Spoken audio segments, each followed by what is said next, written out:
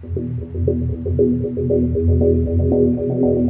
one small step for man, one giant leap for mankind.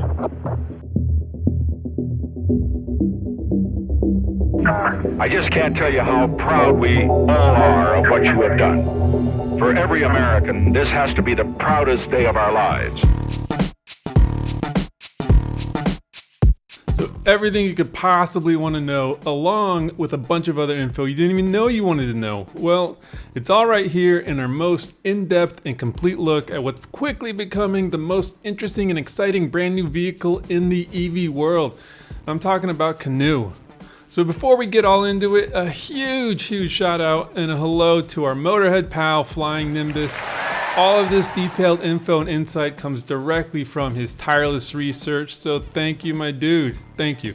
Also, to get directly to the source, make sure you check out the Canoo Discord server and stop by the Canoo Reddit page. And tell them what's up while you're there. These dudes know their stuff, and look, last thing before we get into it, if you're digging what we're doing and you want to see more Canoo content, please consider hitting that sub button. So starting off, we're going to focus on the tech first. And at the heart of all that is the skateboard, or in other words, the platform, or in other words, the multi-purpose platform. So Canoo's building this thing out with the long-term future in mind, and that is not just hot air. It all starts with the transverse leaf springs and the steer-by-wire technology. So when you remove that internal combustion engine and steering column, well, now you got an opportunity to really max out that interior space. Canoo is unique here as they're the only EV company that really just kind of threw out the whole old playbook and said, hey, let's rethink this whole thing. I mean, that frunk that everybody else has, yeah, we don't need it.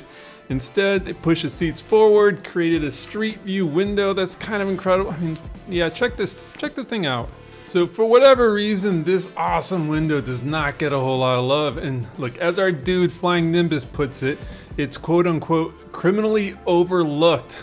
Yeah, I think that's a pretty good way to put it. Anyway, this new approach that's allowing Canoo to totally maximize the interior space, well, this allows it to have more or less the same footprint and turning radius as a frickin' Prius, with cabin volume that competes with the largest SUVs in the market. I mean, look, best of both worlds, am I right?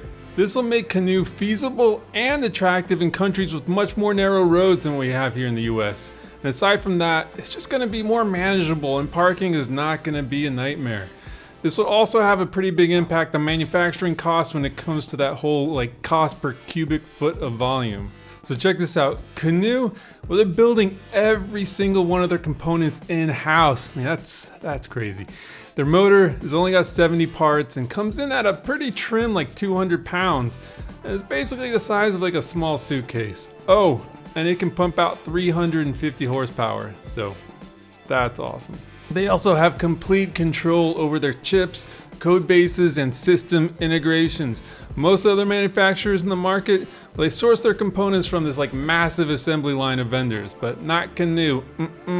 So obviously there's a bit of risk in creating all your components, but there's also massive reward assuming they can pull this thing off, which I think they can.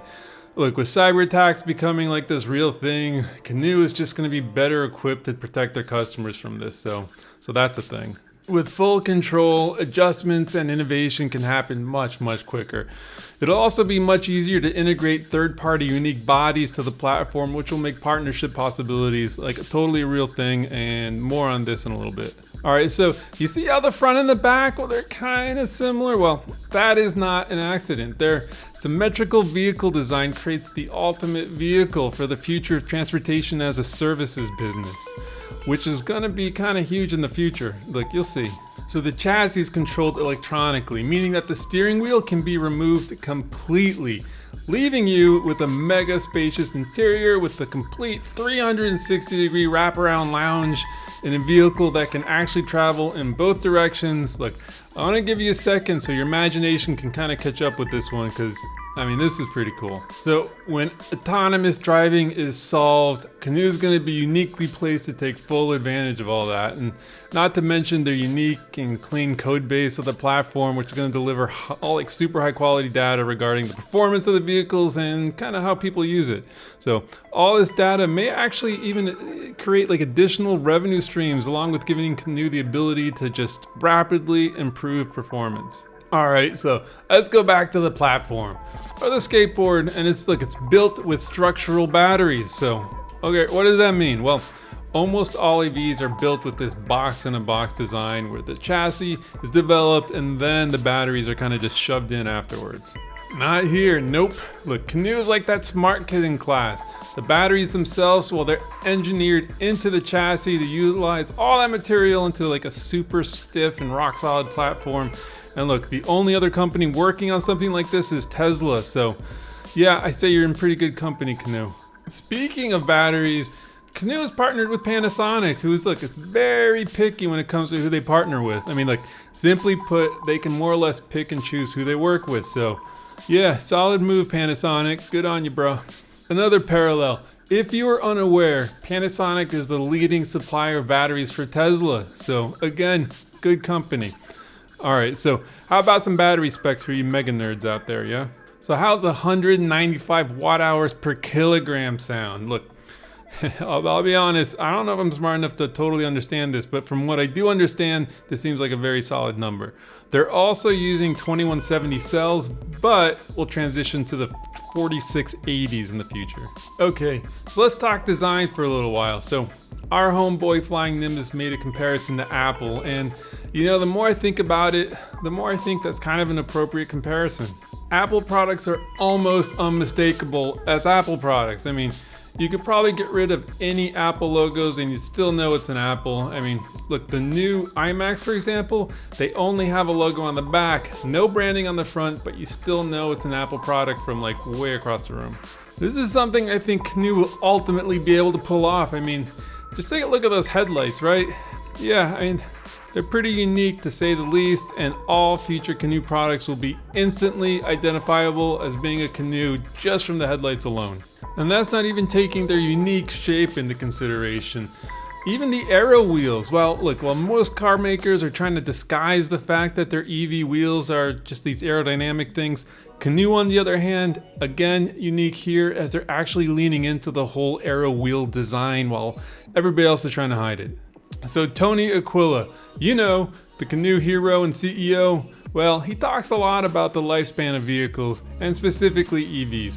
With EVs having a dramatically longer lifespan than their normal internal combustion cousins, well, they're designing Canoos with the second, third, and even fourth owners in mind. Hence, Canoo's emphasis on modularity and customization. Things like the pegboard and the extending bed on the truck and so on. Look, they're designing vehicles that can meet the needs of a wide spectrum of people. All right, now for a bit of speculation, but it seems pretty obvious that there's just gonna be a ton of accessories that's gonna work perfectly inside the system. Roof racks, tents, different seating configurations, and there's just tons more. I mean, this might actually be a really interesting thought experiment. I mean, maybe we'll see what we can come up with in a future video. And look, I'd hate for you to miss out on that, so smash that sub button. Do it. All right, so we've covered all the fun stuff, but none of this will happen unless the business side of things is strong. So let's take a look at how Canoo is as a business, where it's going, and how it's ultimately going to succeed like the champion we think it might be. So Canoo CEO and resident hero Tony Aquila recently purchased 35 million shares, which is worth roughly $230 million bucks. And he's planning to snatch up another 18 million shares through AFV Partners, that's his investment company. And this has already been finalized and filed as a Form 4 by the SEC. And it looks like he purchased those shares from a Chinese investor, increasing his ownership of the company to 31% and in turn, also reducing Chinese influence significantly. All right, so another thing to note, they have been on an absolute hiring frenzy. I mean, Canoo has hired hundreds of new people just in the last 6 months. They've been poaching a ton of high-profile prospects as well. Now, if you look at the breakdown of their staff, it's also heavily skewed towards technology. In contrast, if you look at some of the other similar companies, like Fisker for example, well, their staff is heavily skewed towards marketing, and new hires have been kind of stagnant. So this is an excellent sign for investors and consumers. So Canoo has also announced $400 million in state funding from Oklahoma and Arkansas to build out their manufacturing facilities. And they also have $100 million in sales lined up from those two states and their corresponding universities. Recently, the fine folks at Canoo met with the University of Wisconsin to hammer out an agreement that will create a pathway for both parties to quickly collaborate on core research. Assuming this relationship flourishes, Canoo will likely be looking to build a permanent facility in Madison, likely in that University Research Park area.